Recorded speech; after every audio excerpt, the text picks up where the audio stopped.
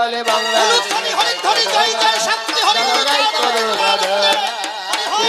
ভারতবর্ষে নাই কোনো গাধা দাদা নাই কোনো গাধা। আমি যেভাবেতে প্রশ্ন দান করেছিলাম সভাস্থান কিছুটা দিয়েছে সমাধান, আপনারা শুনলেন জ্ঞানীজন। আবারে আসরের শেষে ডাক দিয়ে করে বর্ণনা, যদি কিছু প্রশ্ন বাকি থাকে কিনা পরের আসরে এসে দেবো, এটা বলছে না নাকি? যদি কিছু বাকি থাকে তাহলে পরের আসরে দেব, মানে একটাও যদি জবাব না দেয় ওই পরের আসরে এসে কবে যে পরের দিন এসে আবার দিবানি। জবাব আপনারা কোন সময় পাবেন তা আমি জানি। আলোচনা শুনে ভালো লেগেছে, জবাবও ভালো করেছে, কিন্তু আমি ভিতরে দেখলাম চণ্ডী পাঠ করতেছে। মাত্র 3খানা প্রশ্ন করেছিলাম তোমাকে, 2 ঘন্টার দফা সারিছ তুমি চণ্ডী পাঠ করিয়া। জবাব দিতে পারবা না তা বলো না যে আমি জানি না জবাব।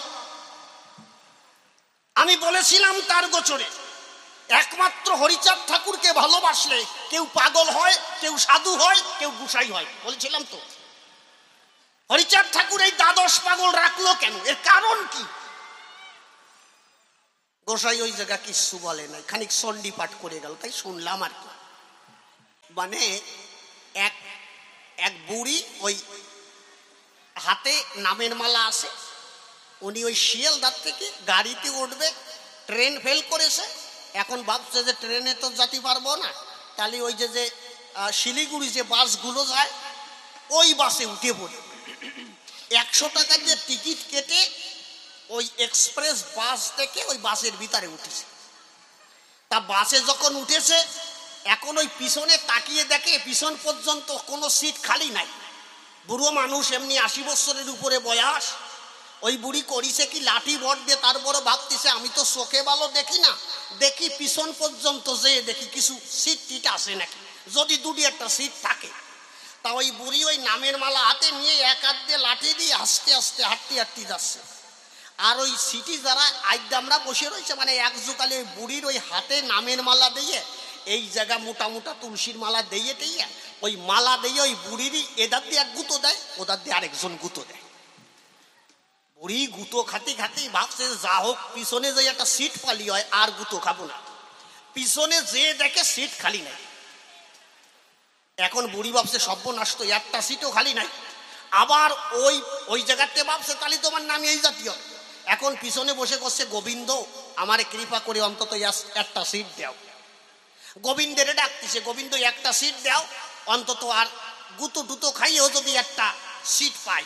ওই পিছনেরতে আবার কৃষ্ণ কৃষ্ণ কৃষ্ণ বলে পিছনেরতে আবার যখন নাকি আবার ওই গুঁড়ো গড়া গুঁতো গুতি শুরু হয়েছে। গুঁতো খাইয়ে মোটামুটি একেবারে যেখান দিয়ে নামবে একদম বাসের মাথায় এসে দেয় সিট একটা খালি আছে।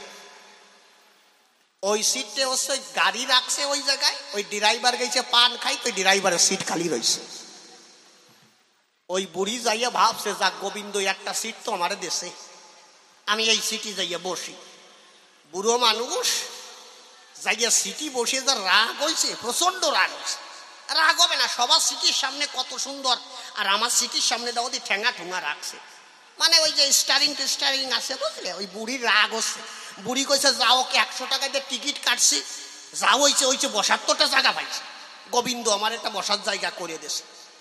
এখন ওই গাড়ি ছাড়ার সময় যে হয়ে এলো, ওই বুড়ি বসে আছে আর ওই ড্রাইভার পান মুখে দিয়ে গাড়িতে উঠে চোখ কপালে উঠছে, দেখে সিটি এক বুড়ি বসা। সর্বনাশ। এখন বুড়ো মানুষ, বেশি কোথাও কোয়া যাবে না, একেবারে শান্তভাবে যাইয়া করছে, ও বুড়ি মা তুমি এই জায়গা বইছো কেন? এখন বুড়ি করছে এই জায়গা বসবো না, বসবো কি তোর মাথার উপরে? হ্যাঁ করছে এই সিটটা হচ্ছে আমার সিট। যেই কইছে আমার সিট, এমনি তো গুঁড়ো গাড়া ফাজলেমি করতেছে, উনি ভাবছে ওনার সাথে মনে হয় ফাজলেমি করতেছে, বুঝলি? হ্যাঁ এইটা হলো আমার সিট। আর বুড়ি ওই মালা জপ করতেছে, মালা জপ করে এবার ওর দিক তাকাইছে, এইটা তোর সিট, এই তোর টিকিটটা দেখা দিবে। ড্রাইভার টিকিট দেখাবে কোন দিয়া? ড্রাইভারের কাছে টিকিট পাই নাকি? ড্রাইভার করছে যে আমার তো টিকিট নাই। বুড়ি করছে সোয়ারায় তোরে ভুতুরে ফেলবানি, বুড়ো মানুষ পাইয়া আমাদের ভাজলে মিটি আইছো, টিকিট নাই, উনি বাসে উঠছে, নাম। ড্রাইভারে করছে নাম, টিকিট নাই।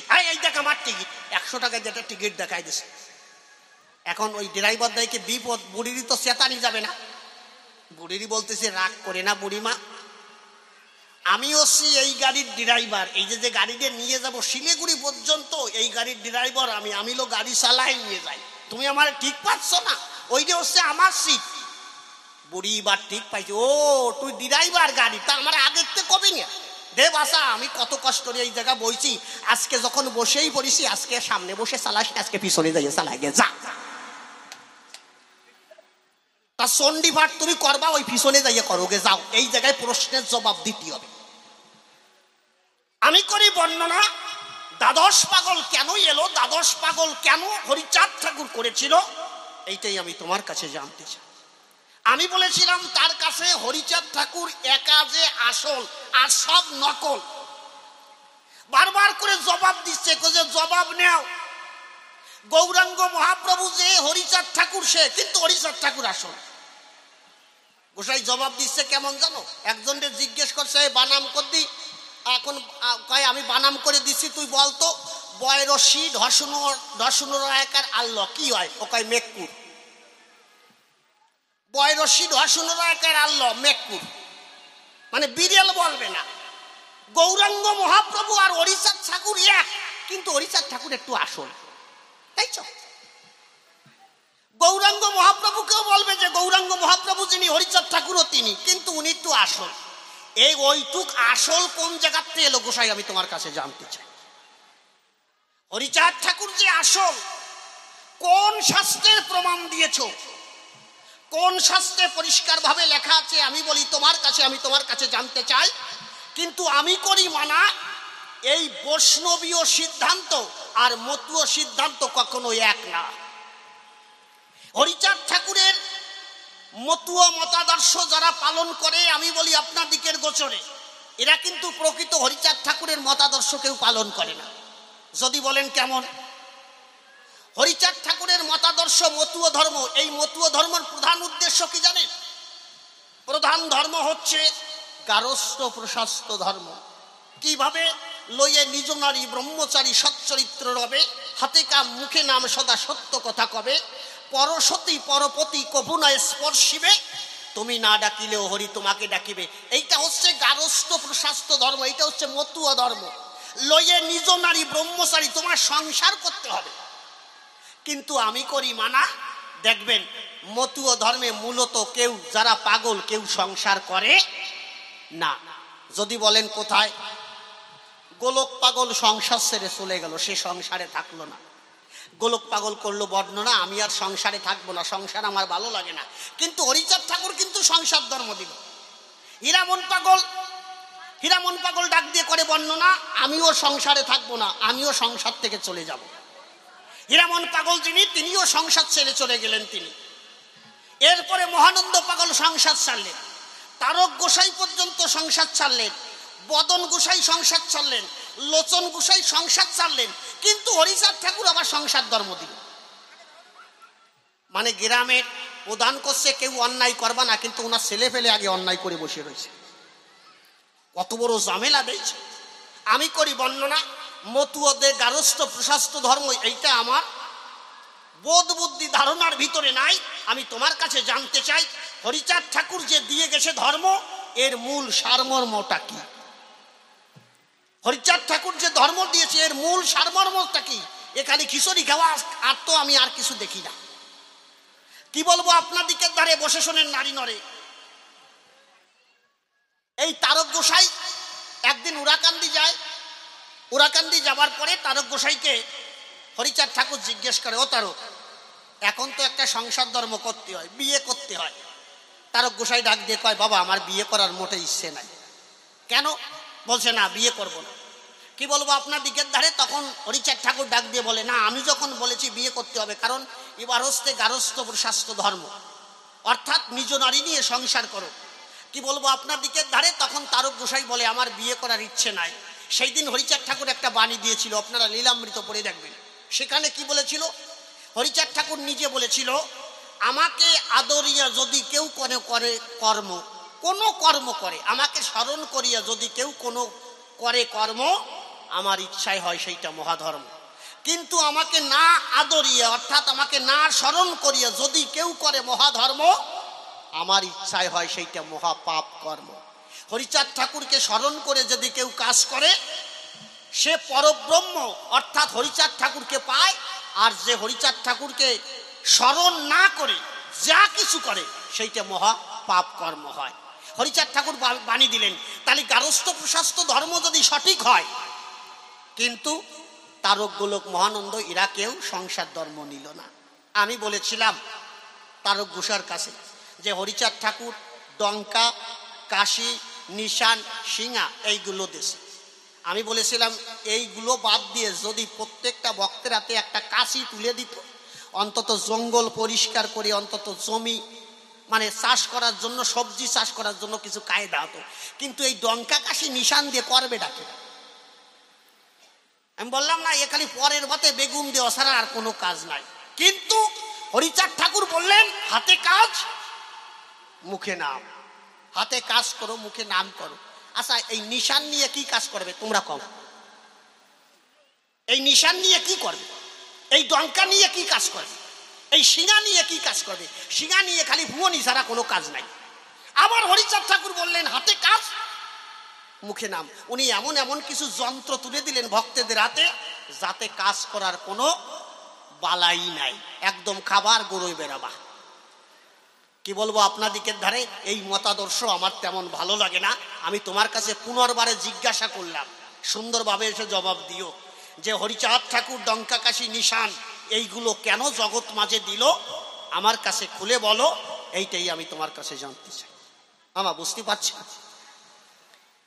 আপনারা একটু হ্যাঁ বা হু দিয়েন, কারণ বর্তমান মাতৃশক্তির উপরে কোনো শক্তি নাই। মানে পুরুষ যদিও রোজগার করে, লক্ষ লক্ষ টাকা রোজগার করে বাড়ি আনে, কিন্তু সেই টাকা খরচ করা ওনাদের অধিকার নাই। বর্তমান সময়ের কথা বলছি। কোনো পুরুষ কিন্তু বাড়ি এসে, আর তুমি যদি ব্যারেস্টার হও, বাড়ি এসে একদম বিজেপি রেলের মতো শীত হয়ে বড়। এই জন্য মাতৃশক্তির উপরে কোনো শক্তি নাই। আগে যদি পুরুষের কথায় সংসার চলতো, এখন আর কোনো পুরুষের কথায় সংসার চলে না। সত্যি কথা না? এক দেশের রাজা, আপনারা শুনে পাবেন কথাটি মজা। মানে রাজার কাছে মন্ত্রী গিয়ে কয়, রাজা মশাই আপনি জানেন আপনার রাজ্যে এখন কোনো পুরুষ শাসিত সংসার নাই, মানে পুরুষের কথায় কোনো সংসার চলে না। রাজা কয় কি রোজগার করে পুরুষ, পুরুষের কথায় সংসার চলে না, কার কথায় চলে? কাছে আপনি খোঁজ নিয়ে দেখেন সব সংসার মেয়েদের কথায় চলে। বলছে এক কাজ করো, তাহলে কালকে রাজ্যে গিয়ে ঢেরা পিটোই দাও। আমি বার্তা দিয়েছি যেই কোন সংসার পুরুষের কথায় চলে, কোন সংসার মেয়েদের কথায় চলে। তারা যেন প্রত্যেকটা এক এক সংসারের থেকে এক একজন মানুষ আমার রাজদরবারে আসে। আমার রাজদরবারে আসার পরে যে সংসার মেয়েদের কথায় চলে তাদের জন্য একটা আপেল, আর যে সংসার ছেলেদের কথায় চলে তাদের জন্য একটা ঘোড়া রাজা বরাদ্দ করে দিয়েছে। তাহলে আপেল কয়টা নিল বুঝতে পারবে সেই কটা সংসার মেয়েদের কথায় চলে, আর ঘোড়া কয়জনে নিল তাহলে বোঝা যাবে যে কয়জন পুরুষের কথায় সংসার চলে। একদিকে আপেলের পাহাড়, আর একদিকে একদম ঘোড়া বাঁধিয়ে রাখছে। এখন সকালবেলাতে প্রজারা আসা শুরু করেছে, এখন সকালবেলাতে সবাই সে আপেল নিচ্ছে, কেউ আর ঘোড়া নেয় না, কেউ আর ঘোড়া নেয় না, খালি আপেল নীতি তালে আছে। এখন রাজা দেখে কি একটা ঘোড়াও কেউ নেয় নাই, এর সকালের থেকে বৈকাল পর্যন্ত খালি আপেল নীতি তালে আছে, কেউ ঘোড়ার ধারে আসে না। রাজা দেখে কি সর্বনাশ, আমার রাজ্যে কি একজন পুরুষ শাসিত সংসার নাই, পুরুষের কথাই চলে। কিন্তু সন্ধ্যার সময় হঠাৎ একজন পালোয়ান ছুটি এলো। পালোয়ান এসে রাজামশাই মাথা নিচু করিয়াছে, রাজামশাই করছে। এখন ওই পালোয়ান ডাক দিয়েছে, রাজামশাই আপনি একটু মাথা উঁচু করে আমার দিকে তাকান। বলছে না, তুমি আপেল নিয়ে চলে যাও। বলছে না না, আমি আপেল নিতে আসি নাই, আপনার দিকে তাকান, মানে আমার দিকে তাকান। এখন যখন তাকাইছে, এখন দেয় কি রাজ্যের পালোয়ান আইছে। সে গায়ে শরীর টরীর মোটামুটি, মাংস টাংস বিরাট, দেখলেই একটু ভয় ভয় লাগে। আমার দিকে তাকান। আরে আমার বাড়ি, আমার বউনো ভয়তে কোন দিক দৌড় দেয়, আমার দিয়ে ঠিক পায় না। আমার কথায় আমার সংসার চলে, অন্তত আপনার সম্মানটা রাখি, দয়া করে আমাকে একটা ঘোড়া দিয়ে আপনি হন খুশি। বলছে ঠিক আছে, যাক, তুমি আমার মান সম্মান রাখছো, এই এরে সব থেকে ভালো ঘোড়াটা দিয়ে দাও। সব থেকে যে ভালো ঘোড়াটা ছিল ওই ঘোড়াটা পালোয়ানরে দিয়ে দিল, কালো রঙের একটা ঘোড়া। ওই ঘোড়াটা নিয়ে বাড়ি চলে গেল। ঘন্টা খানেক পরে ওই ঘোড়া নিয়ে ফেরত আসে। এখন রাজামশাই কয়, এই তা ঘোড়া নিয়ে তুই ফেরত আসলি কেন? তোরে ঘোড়া দিয়ে দিলাম। কসে ঘোড়া আমার দিয়ে দিয়েছেন ঠিক আছে, কিন্তু আমার বউ কালো রং পছন্দ করে না, ঘোড়াটা একটু পাল্টাই দাও। রাজামশাই কয়, এ শালা তুই ঘোড়া তুই আপেল নিয়ে যা। এ তুই ঘোড়া তুই আপেল নিয়ে যা, তোর মানে ঘোড়া নেওয়ার যোগ্যতা নাই। তোর ভয়তে বলে বউ কোন দিক দিয়ে ফলায় তার ঠিক নাই, তাহলে তোর বউর কথায় ঘোড়ার রং পাল্টাতে আইছিস? হ্যাঁ, আর তোর কথায় নাকি সংসার চলে? এই যা আপেল নিয়ে যা। ঘোড়া থুয়ে ওই পালন আপেল নিয়ে চলে গেল। রাজা এবার আর মান সম্মান নাই, একজন পাইছিল তাও গেল। এখন রাজা মশাই মাথা নিচে করে চুপ করে বসে আছে। রাত 8টার পরে মন্ত্রী এসেছে রাজার গোসল। রাজারে ডাক দিয়ে কয়, রাজা মশাই আপনি এত বড় ভুল কাজ করেছেন, এই ভুল সারার মতো নয়। বলছে কি ভুল করলাম আমি? বলছে আপনি এই যে আপেল দিলেন, এই আপেলের জায়গায় যদি 5 কেজি করে চাল দিতেন, 5 কেজি চাল, অন্তত ওই 5 কেজি চাল এক একজন প্রজা এসে নিয়ে যেত, অন্তত একদিন খেয়ে বাঁচতে পারত 5 কেজি চাল দিলে। কিন্তু এই যে একদিকে আপেল দিছেন, এই আপেল নিয়ে বৌরি দেবে না, সলরে দেবে না, মাইয়েরে দেবে, ওই আপেল নিয়ে তো মারামারি হবে। আপনি চাল না দিয়ে আপেল দিলেন কেন? আপনি 5 কেজি চাল দিতে পারলেন না? রাজা মশাই কয়, আমি তো কয়বার করে কইছিলাম তোমার রানীরই চাল দেবো, তা আপেল না দিয়ে উনি ছাড়বে না, এই জন্য আপেল দিছি। রাজারে কছে, তাই তুমি একটা আপেল ধরো। রাজার একটা আপেল ধরাইছে। রাজাও মান সম্মান শেষ, রাজাও আপেল ধরিছে। এরপরে মন্ত্রীর কাছে, তুমি এই রাত 8টার সময় এই কথাটা বলতে আসলে কেন? তুমি তো কালকে সকালেও বলতে পারতে, তাই এখন আসলে কেন? কালকে সকালে রাজদরবারে বলতে। বলছে আমি তো সকালেই বলবো, উনি শুনলো না, উনি এখনই বাটাই দিল আমার। কয় তুমি যাওয়ার সময় তুমি একটা আপেল নিয়ে যাইও। এই জন্য চরণ ধরে করিমানা, মাতৃশক্তির উপরে কোনো শক্তি হবে না। আমি তোমার কাছে পুনর্বারে প্রশ্ন করে গেলাম দান, তুমি ধরে ধরে দিও তার সমাধান।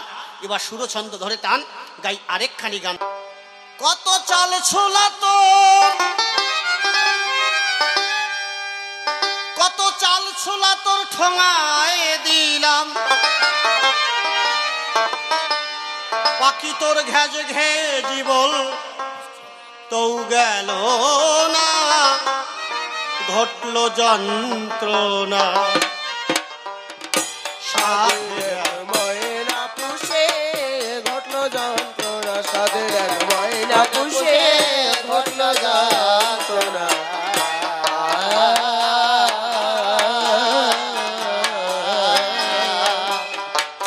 কত চাল ছোলা তোর ঠোঙায় দিলাম, চাল ছোলা তোর ঠোঙায় দিলাম, চাল ছোলা তোর ঠোঙায় দিলাম, পাখি তোর ঘেজে ঘেজি বল তো গেল না, ঘটলো যন্ত্রণা, সাধের ময়না পুষে ঘটলো যন্ত্রণা।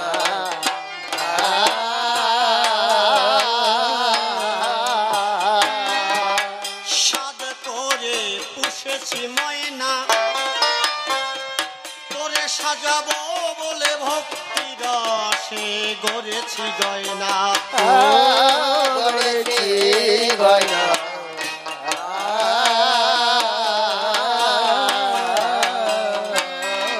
আর সাদ করে পুষেছি ময়না, তোরে সাজাবো বলে ভক্তি রসে গড়েছি গয়না। গড়েছি গয়না।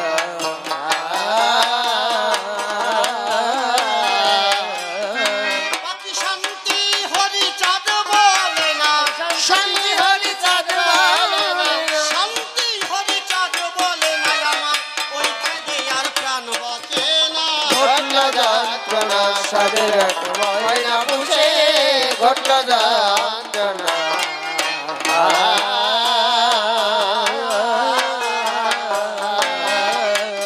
শোনো বলি ও ময়না পাখি,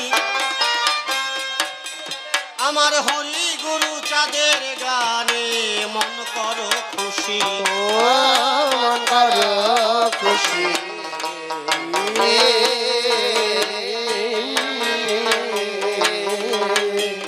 শোন বলি ও ময়না পাখি হরি গুরু চাঁদের গানে মন করো খুশি খুশি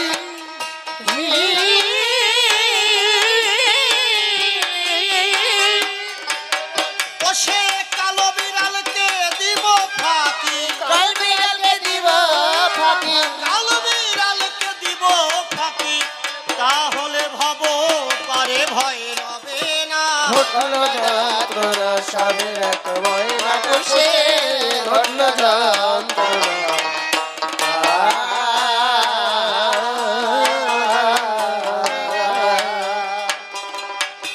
কত না সমাদর করে কত চিনি সন্দেশ মন্ডা মিঠাই খাওয়ালাম তোরে ও কালাম করি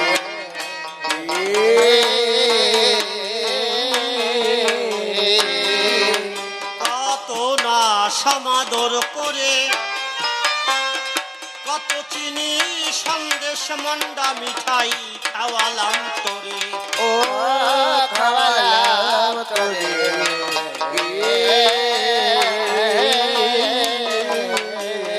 বলবি হরি কথা বদন ভরে হরি কথা বদন হরি হরি কথা বদন ভরে অন্তরে ছিল আমার এই বাসনা ঘটলো যন্ত্রণা স্বাদের এক ময়না খুশি ঘটলো যন্ত্রণা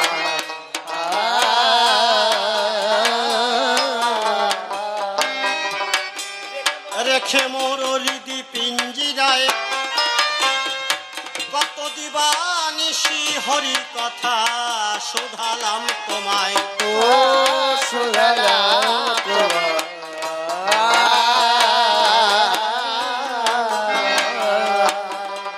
আর রেখে মোর হৃদি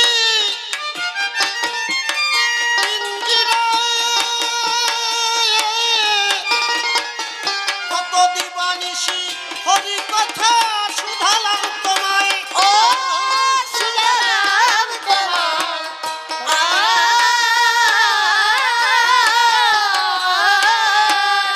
ওরে পাখি কৌ হলো না ভাবের উদয় কেউ হলো না ভাবে কৌ হলো না ভাবের উদয় চিরদিন রইল আমার এই বেদনা ঘটলো যন্ত্রণা স্বাদের এক ময়না খুশি ঘটলো যন্ত্রণা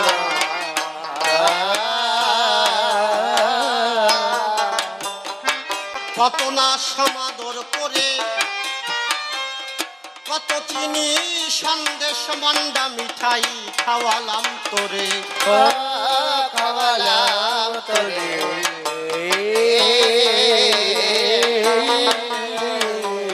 বলবি হরি কথা বদন ভরে হরি কথা বদন হরি হরি কথা বদন ভরে অন্তরে ছিল আমার এই বাসনা ঘটলো যন্ত্রণা স্বাদের এক ময়না খুশি ঘটলো যন্ত্রণা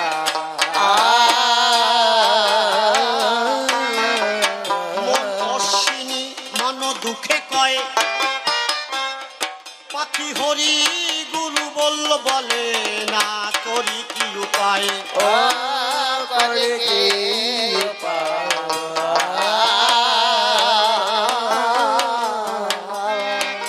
মন অশ্বিনী মন দুঃখে কয় পাখি হরি গুরু বলে না করি কি উপায় ও করি কি উপায়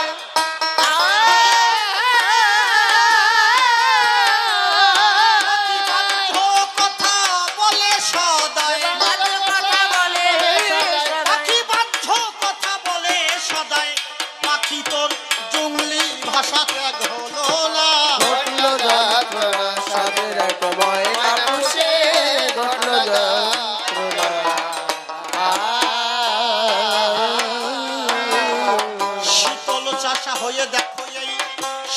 পদে দাঁড়াই কিছু প্রশ্ন করে গেলাম তার বসার ঠাই যেভাবে প্রশ্নপত্র করেছিলাম দান যদিও হয় একা করে তাহার সমাধান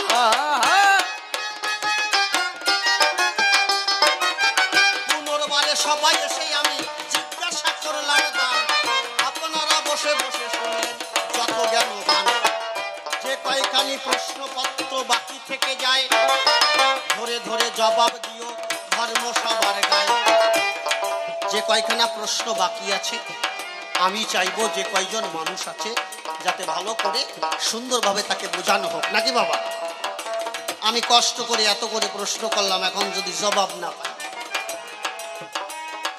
জবাব দেবে নে বুঝলি আর প্রশ্ন আমি করেছি জবাব দিতে পারবে সেইভাবে তো প্রশ্ন করি নাই এক লোক ওই ইলিশ মাছ খাওয়ার জন্য পদ্মার পাড়ে গেছে পদ্মার পাড়ে যাওয়ার পরে ওই দোকানে রেস্টুরেন্টে ঢুকে ইলিশ মাছ খাওয়ার জন্য গেছে মালিকরে বলছে ইলিশ মাছ দেন খাই পদ্মার ইলিশ মাছ দিল ওই ইলিশ মাছ যখন খেলো ওই রেস্টুরেন্টের মালিক বলছে বাবা একটা ভালো জিনিস আছে খাবা এখন বলছে ভালো জিনিস খাবো না কেন কি বলছে কালকে আমাদের এই পদ্মার পাড়ে কালী পূজা হয়েছিল তা পাঠা বলি দেশে ওই মাথা কি ওই মাথা আমার কাছে দিয়ে গেছে ওই মাথা সুন্দরভাবে গরম জল দিয়ে পরিষ্কার করে এর সরষের তেল আর মোটামুটি আর দিয়ে এর পুসপুস ওই একটা ঝোল বানাইছে মানে ওই মাথা ওই পাঠার মাথার ঝোল এখন করছে ওই মাথাটা যদি খাও দেখো তো কষে ও জিনিস তো জীবনে খাই নাই তাহলে দেও খাই ওই মাথা ছাগলের মাথা ওইগুলো দেশে আর ওই লোক ভাবিছে জীবনে খাই নাই তাহলে খাইয়ে রাখি এই পাশে হাত দিয়ে এখন আচ্ছা ওই মাথা খাওয়া যায় আপনি যদি ব্লেড দিয়ে কাটতে জানো কাটবে না হাতুড়ি দিয়ে বাড়ি মারেন ভাঙবে না আর দাঁত দিয়ে খাবে কত বড় বলো এইভাবে চারটি জিভে যেই ব্যথায় গেছে মালিকরি করছে নাও তোমার তা খাইয়ে পারলাম না নিয়ে যাও মালিক করছে তুমি যে খাইয়ে পারবা না তা আমার জানা আছে কারণ তুমি চাটার আগে আরো 5 জন চাটিছে দাও আবার জলে বিজয় তুই মানে ও খাওয়ার আগে আরো 5 জন চাটিছে এখন মালিক করছে আবার জলে বিজয় তুই তোমার মতো বলো খালি আবার দিবানি তুমি যে জানো না জবাব আমি জানি কিন্তু যদি জানা থাকে জবাব দিও কি বাবা সত্যি কথা বলছি ধরে ধরে জবাব দিও সভার ভিতরে যে কয়েকখানি প্রশ্নপত্র করিলাম তোমার আরেকটা কথায় আসলে বলে যেতে চাই হরি গুরু সাদের অবদান জানিবারে চাই ডঙ্কা কাশি নিশান জগৎ মাঝে রয় তাহার কিন্তু পরিচয় মিথ্যা কথা নয় কিভাবে ডঙ্কা নিশান জগৎ মাঝে এলো কেনই বা ডঙ্কা নিশান হরিচাঁদ এসে দিল শুধু একমাত্র হরি নামের দ্বারাই সব এই জন্য করে যাই আমি ছোট্ট একটা কথা বলি সবার ভিতরে আপনারা বসে বসে শুনবেন যত নারী নরে মানুষের ভিতরে যতদিন পর্যন্ত প্রেম না থাকবে যতদিন পর্যন্ত ভালোবাসা না থাকবে ততদিন পর্যন্ত হরি বা কৃষ্ণ বা গৌরাঙ্গ বা রামচন্দ্র কাউকে পাবে না যদি কেউ হিংসা করে যে রামচন্দ্র ভালো না কৃষ্ণ ভালো না গৌরাঙ্গ ভালো না হরিচাঁদ ভালো না সে কখনো ভগবানের দর্শন পাবে না কারণ যার হৃদয় দেল খোলসা যার হৃদয় সরল হৃদয় সে কাউকে ছোট করে না তুমি যখন এক হাত দিয়ে কাউকে আঙুল দেখাতে যাও তোমার দিকে কয়টা ফিরে থাকে টের পাও এক আঙুল দিয়ে তুমি যদি কারো ক্ষতি করতে চাও তোমার যে ক্ষতি হবে তুমি বোঝো এইটা লক্ষ্য রাখো যে তোমার ক্ষতি তুমি যদি কারোর ক্ষতি করতে যাও তোমারও একদিন ক্ষতি হবে একটা ছেলে ধীরে ধীরে বলি সবার ঠাই চাকরির জন্য সে অফিসেতে যায় সরকারি চাকরির জন্য একটা গরিবের ছেলে সরকারি অফিসে গেছে একটা গরিবের ছেলে একদম নিম্নবর্তী ছিল। তা ওখানে গিয়ে 4 জন অফিসার ছিল, ইন্টারভিউ নিচ্ছে। তা ওই ছেলেটার সার্টিফিকেটগুলো দেখে বলছে তোমার চাকরি কনফার্ম, তোমার চাকরি হয়ে গেছে। এখন বলছে আমাকে ইন্টারভিউ নেবেন না? বলছে না না না, তোমার চাকরি কনফার্ম, তুমি একটা ব্রিলিয়ান্ট ছাত্র, তোমার সার্টিফিকেটে বলে দিয়েছে। বলছে স্যার তাহলে আমি বাড়ি গিয়ে বলি আমার বাবারে, আমার বাবা তো গরিব মানুষ, বলবানি যে আমি একটা চাকরি পেয়ে গেছি, সরকারি চাকরি। এখন বলছে বলবা তো, কিন্তু একটা কথা আছে। কি? আমরা যে 4 জন অফিসার, আমাদের এই 4 জনের উপরে আরেকজন অফিসার আছে। এই অফিসারকে ঘুষ টুস দিলি নেবে না, আমাদের যদি ঘুষ দেন নেব না, কিন্তু ওই বড় অফিসারকে খুশি করার জন্য 5 লাখ টাকা দিতে হবে। 5 লাখ টাকা দিতে হবে খুশি করার জন্য, এটা ঘুষ না। ছেলেটা ওই খাতা নিয়ে বাড়ির দিকে কাটিছে যে আমার দরকার নাই। বাড়ি গিয়ে বাবারে বলছে বাবা কথা নাও, আমি কালকে থেকে মাঠে কাজ করবো, লেখাপড়া আর যা হয়েছে হয়েছে। বলছে কেন, কি হয়েছে? বলছে অফিসার বলছে 5 লাখ টাকা খুশি করার জন্য দিতে হবে, আমি টাকা পাবো কোন জায়গায়?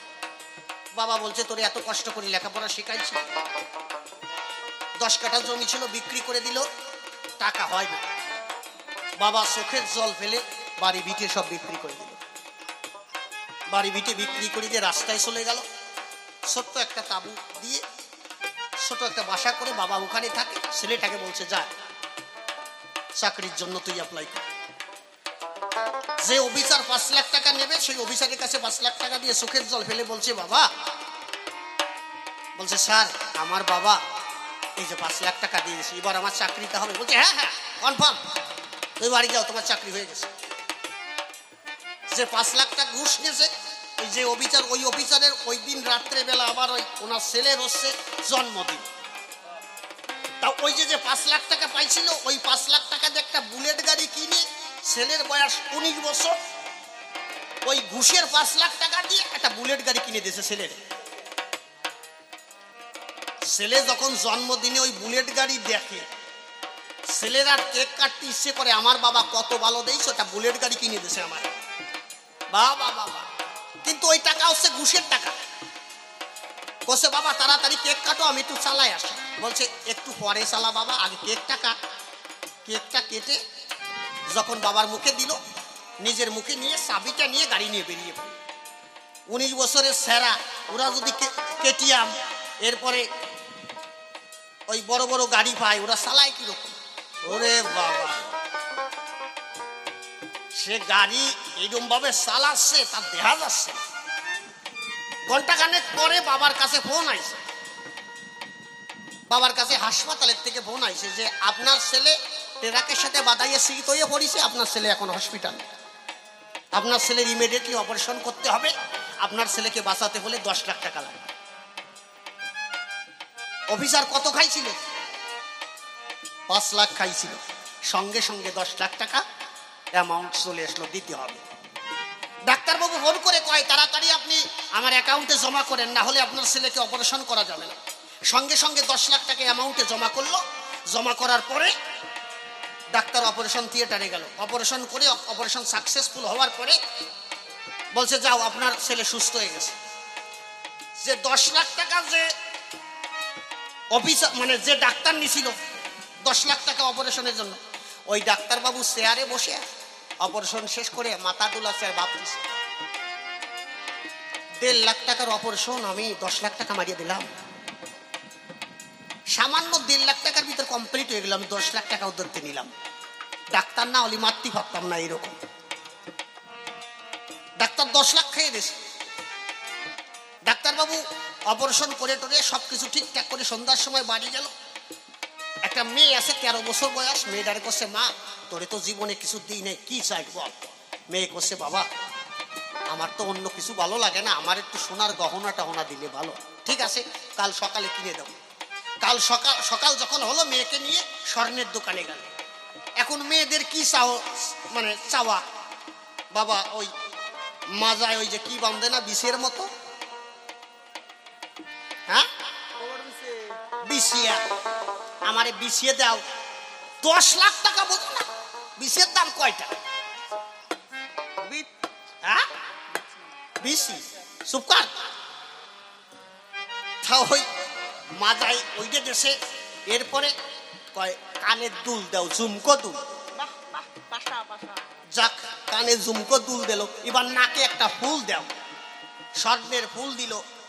এরপরে ওই কপালে কি যেন নেয় না, সুপার কপালে বলে নুপুর নেয়, দেখছ? পার জিনিস মাথায় উঠছে মায়ের দিয়ে, দেখছ? কপালে নাইলো ওই যে টিকলি, আরে কপালে টিকলি দেশে, পায়ে নুপুর দেশে, সাজায় গুজাইয়া গলায় মোটা সোনার হাত দেশে। হাত দিয়ে এখন সাজায় টেজে মেয়েটারে করছে। এখন হয়েছে পছন্দ হয়েছে, কছে বাবা আর লাগবে না। এখন বাড়ি যাচ্ছে। এখন মেয়েটা করছে, ও বা আমি যে আমার এত কিছু দিয়েছো, পাড়ার মানুষ একটু দেখবে না? তুমি বাড়ি যাও, আমি একটু পাড়া দিয়ে গুল্লি দিয়েছি। পাড়া ঘুরতে গেছে, মাইয়ার বাড়ি আসে। আর রাত 8টা নাগাদ ফোন আইছে ডাক্তারবাবুর কাছে যে আপনার মেয়েকে কিডন্যাপ করেছি, 20 লাখের নিচে ছাড়া যাবে না। কি বুঝতিস? ডাক্তারবাবু কত খাইছিল? 10। এক রাতের ভিতর 20 লাখ। ডাক্তারবাবু করছে 20 কেন 40 দেবো, বর মাইয়া ফেরত দাও। এই জন্য করি বর্ণনা, তুমি অন্যের ক্ষতি করতে যাবে, নিজের যে কোথায় ক্ষতি হয়ে যাবে এইগুলো তুমি জানো না। অন্যের ক্ষতি করো না ভাই, বলি সবার ঠাই। হরিনাম সর্বদা করা দেখো চাই। আর কলিযুগের মানুষ কেমন জানেন? কলিযুগের মানুষ হচ্ছে, বাড়ির পাশে যদি 5 তলা বিল্ডিং হয় আর পরের জন যদি 1 তলা হয়, ওটাও হৃদয় ওর 5 তলা যেন ভাঙিয়ে পড়ে। মানে ওর চিন্তাধারা হচ্ছে তাই। আরে মানুষের মন এইভাবেই তৈরি হয়েছে। পৃথিবীতে বলে মানুষের মন হচ্ছে সর্ব উৎকৃষ্ট, আমি বলি মানুষের মন হচ্ছে সর্বনিকৃষ্ট। হাই রোডে যদি একটা কুকুর মারা যায়, একটা কুকুরের বাচ্চা মারা যায়, ওই কুকুরের বাচ্চা কুকুরের মাটা প্রত্যেকটা গাড়ির পিছনে ধাওয়া করে যে কে মেরে দিল। আর মানুষ 10 মাস 10 দিন যে মা গর্ভে ধারণ করে আমাকে দেখেছিল, আরে সেই মারে বৃদ্ধাশ্রমে পাঠাই দিছে, সেই মারে আমি বাদ দিচ্ছি না। সত্যি কথা কি না? এরা মানুষ নাকি? এরা পশু। বাংলাদেশের একজন বিখ্যাত গায়ক একটা গান লিখেছিল, এরা মা বাবাকে দেয় না খেতে, বউয়ের কথায় নাচে, এমন গাধায় সংসারে অনেক অনেক আছে দাদা।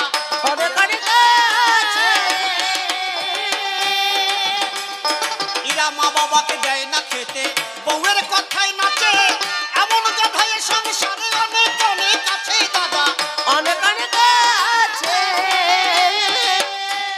একটু ভালো করে তাকালে, ভালো করে তাকালেই কাটবে চোখের ধাঁধা। কে বলে বাংলা হরি হরি হরি জয় জয় শান্তি হরি হরি নাই কোনো গাধা, কে বলে হরি। ভারতবর্ষে নাই কোনো গাধা, দাদা নাই কোনো গাধা।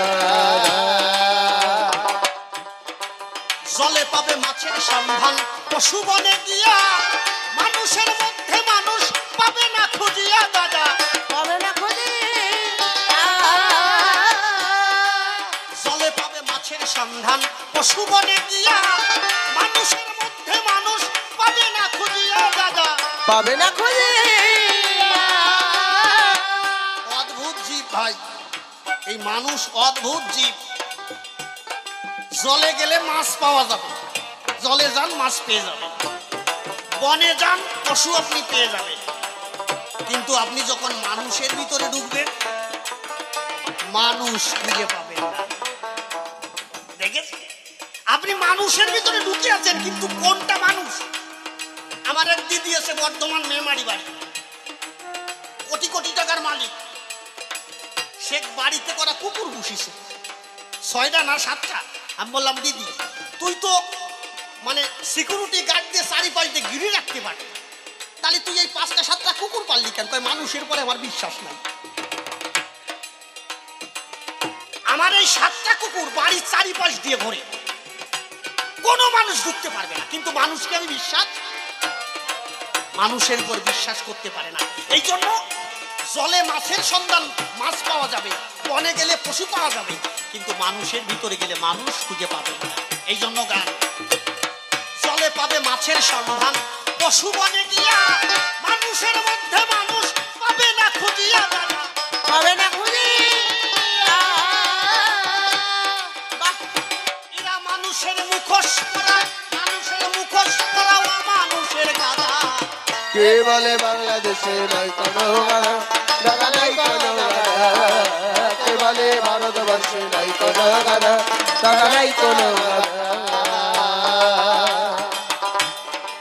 হাঙ্গর কুম্ভীর নদী ছেড়ে লোকালয়ে ভাসে, বধু বেশে কেউটে দক্ষ আছে চারিপাশে দাদা। আছে চারিপাশে। মানুষ, কোন মানুষকে যদি বলা হয় এ তুই একটা সিংহের বাচ্চা, যদি তাকে বলা হয় তুই একটা সিংহের বাচ্চা, ওর বুকটা চওড়া হয়ে ওঠে, ওরে বাবা আমার সিংহের বাচ্চা কইছে। আর যদি বলে ছাগলের বাচ্চা, ওনার রাগ হবে। আচ্ছা ছাগল আর সিংহের ভিতরে পার্থক্য কি? সিংহ পশু, ছাগল ও পশু। আরে তোরে পশুর বাচ্চা বলতে তুই ঠিক পাস নাই? মানুষ দেখছো কিরকম?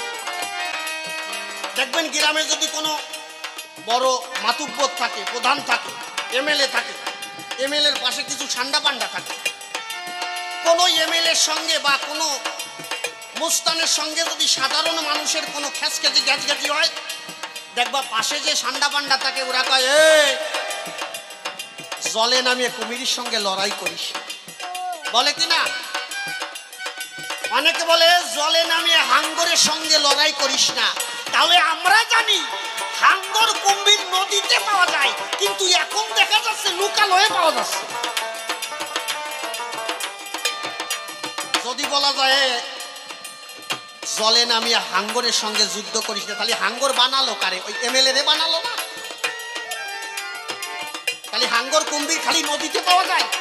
না না না না, এখন লোকালয়ে পাওয়া যাচ্ছে।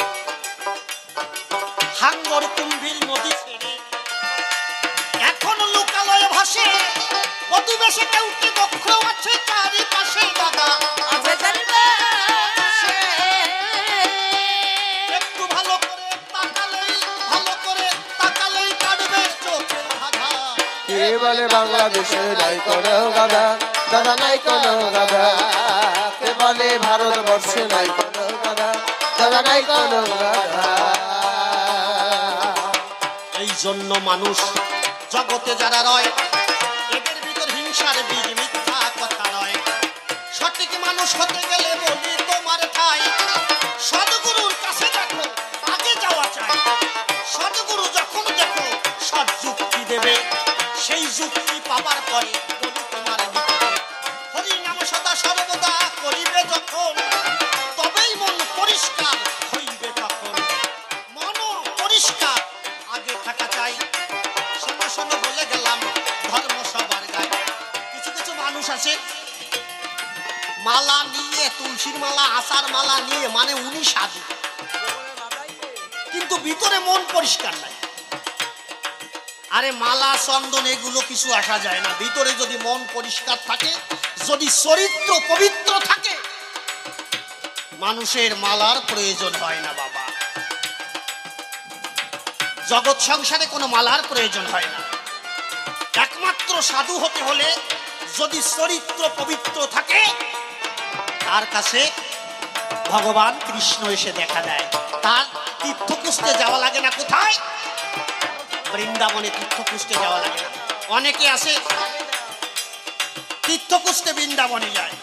এই জন্য বলে যাই আমি ধর্ম সবার গায়ে। শোনো শোনো বলে গেলাম আমি তোমারও ঠাই। যে কয়খানা প্রশ্নপত্র সভায় করলাম দান, এক এক করে ধরে ধরে তার দিও সমাধান। তবে আর বেশি কথা বলবো না, ছেড়ে দিয়ে যাবো আমার কাব্য আলোচনা। এরপরে সেই জনসভা তুই আসিবে, তাহার ভাবে এর কথা তুলিয়া ধরিবে। দেখি এসে কোন ভাবে কোন কথা কয়, কোন ভাবে এসে দেখে ভাবে পরিচয়। এই পর্যন্ত আমার ভাব সাঙ্গ হলো। প্রেমানন্দে ভক্তবৃন্দে সবাই হরি হরি বল। হরি বল।